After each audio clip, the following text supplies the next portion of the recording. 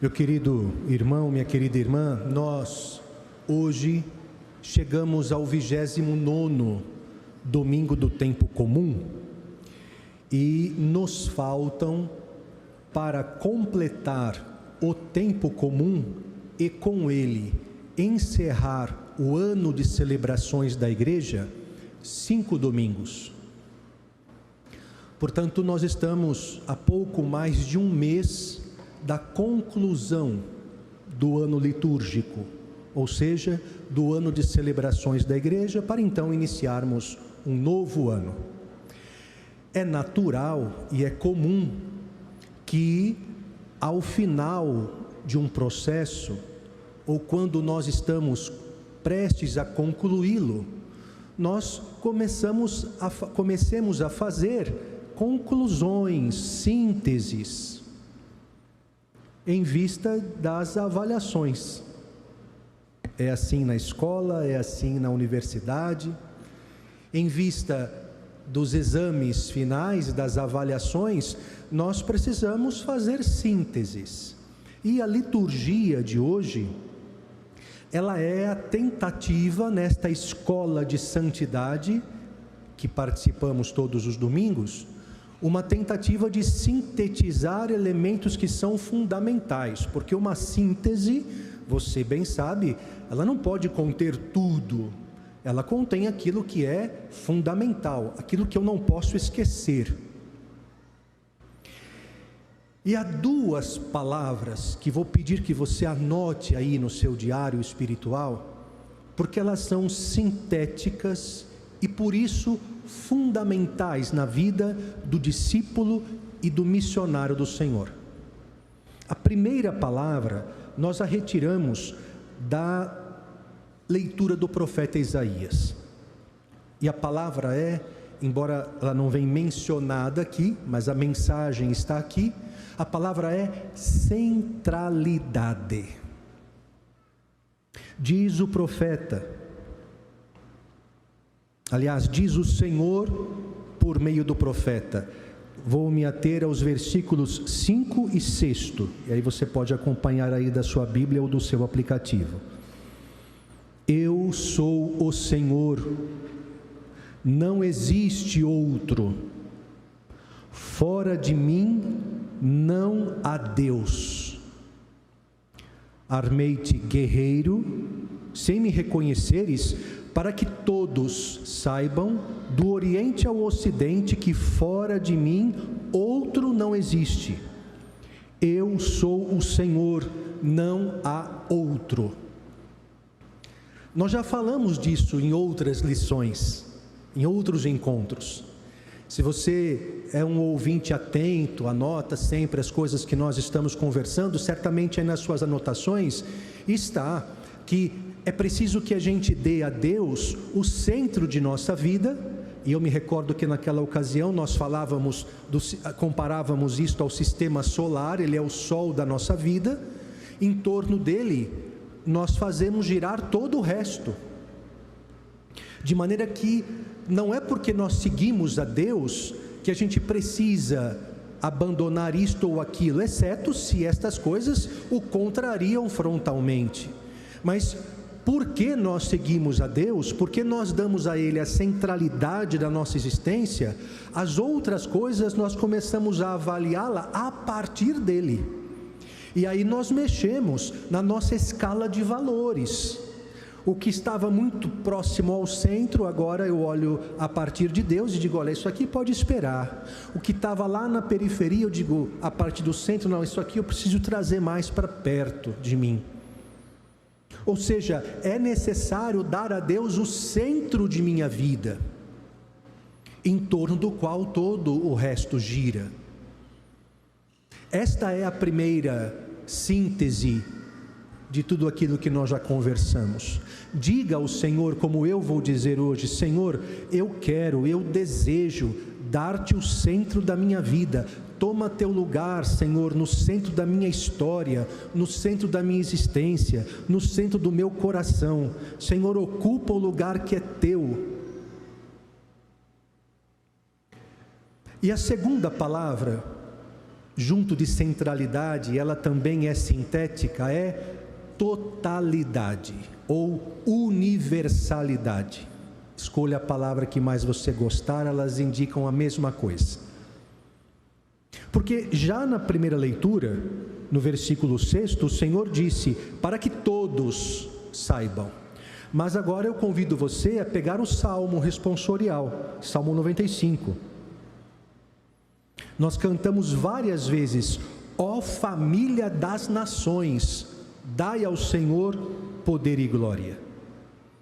E fomos repetindo esta ideia de universalidade. Por exemplo, no versículo 3, manifestai, Senhor, a sua glória entre as nações e entre os povos do universo seus prodígios.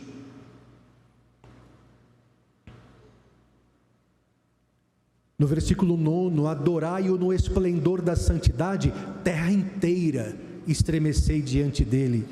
Publicai entre as nações reina o Senhor, pois os povos ele julga com justiça. Ou seja, existe uma tensão no segmento do Senhor que é universal, que é total. É justamente porque eu coloco o Senhor no centro da minha vida que Ele quer alcançar todo o resto. Não existe, ou não deveria existir, nenhuma situação na minha vida que não tivesse sendo lida a partir dele. E aqui está um momento de nós vencermos as esquizofrenias espirituais nas quais vivemos muitos de nós. E o que seria uma esquizofrenia no espírito? É eu dizer que algumas coisas são de Deus. Então o meu domingo à noite é de Deus. Quando muito o meu levantar de manhã é de Deus, e o meu deitar também. Mas o resto do meu dia, aí é comigo. Mas as minhas palavras aí são comigo, mas a minha conduta aí é comigo, mas os meus pensamentos aí é comigo. Então eu me lembro de Deus em alguns momentos, eu recorto a minha vida. Não, se Ele está ao centro, volte à ideia do sistema solar. Se Ele está ao centro, esse sistema, ele recebe o nome solar, porque todo o sistema diz respeito e só vive por causa do Sol. Por isso é o sistema solar. Esse sistema é a minha vida, é a tua vida. A minha vida é de Deus, porque a minha vida, o sistema da minha vida, só tem sentido a partir dele.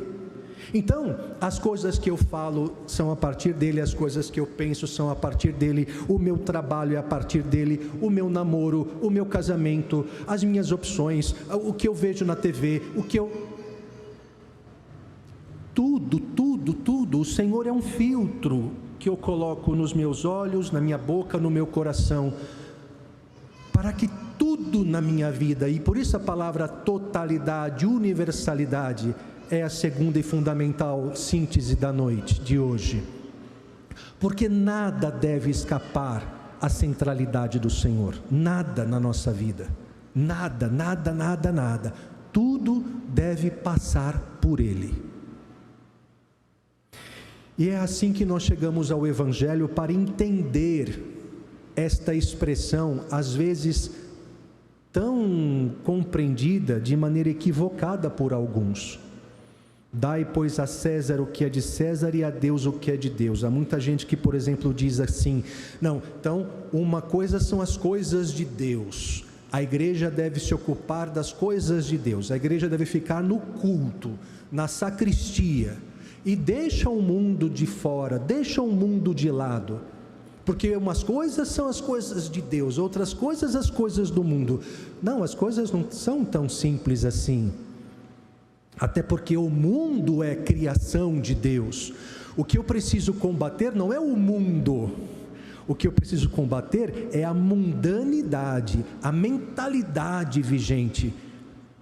Mas eu não posso me retirar do mundo, eu estou presente nele, eu vivo nele, eu preciso dele. É esquizofrênico um discurso como esse. Então, o que o Senhor quis dizer?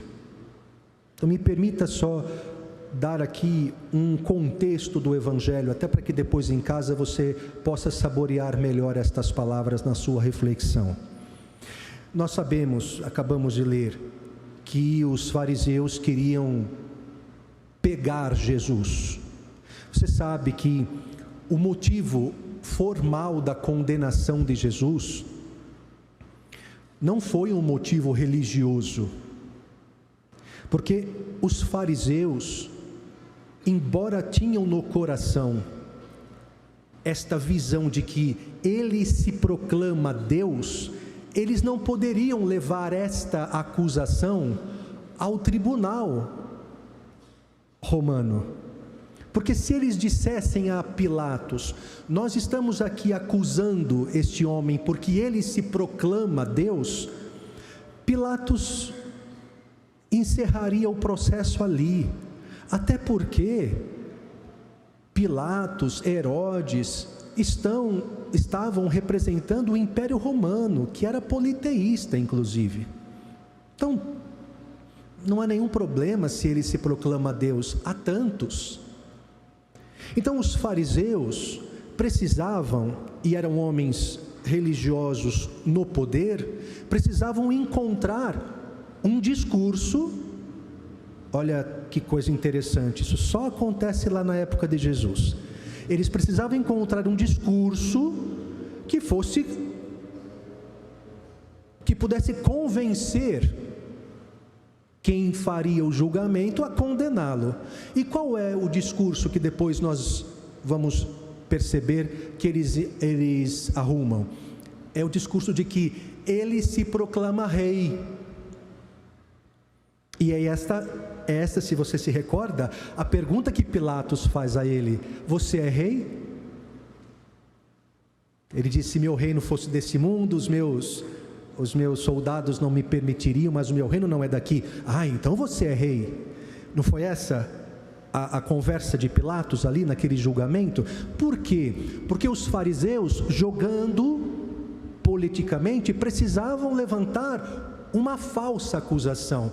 Ele seria condenado se fosse provado que ele afirmava ser rei, e aí sim não há outro rei a não ser Herodes e o imperador. Bem, por isso é que chegamos ao Evangelho de hoje.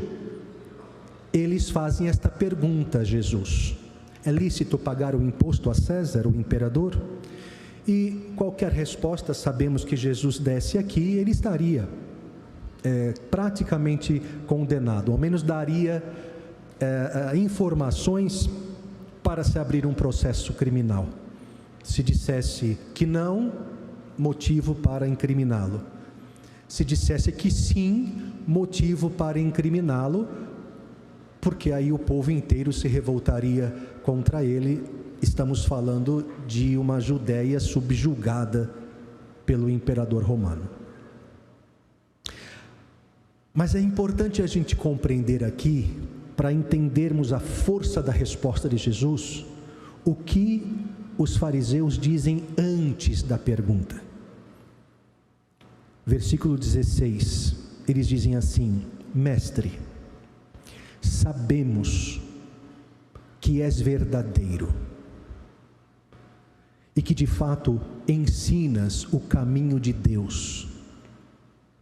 Não te deixas influenciar pela opinião dos outros, porque não julgas um homem pelas aparências, conheces o coração. E aí eles dizem: dizei-nos, pois, o que pensas. Veja, eles reconheciam estas coisas em Jesus. Um homem verdadeiro, um homem que ensinava o caminho de Deus e que conhecia os corações.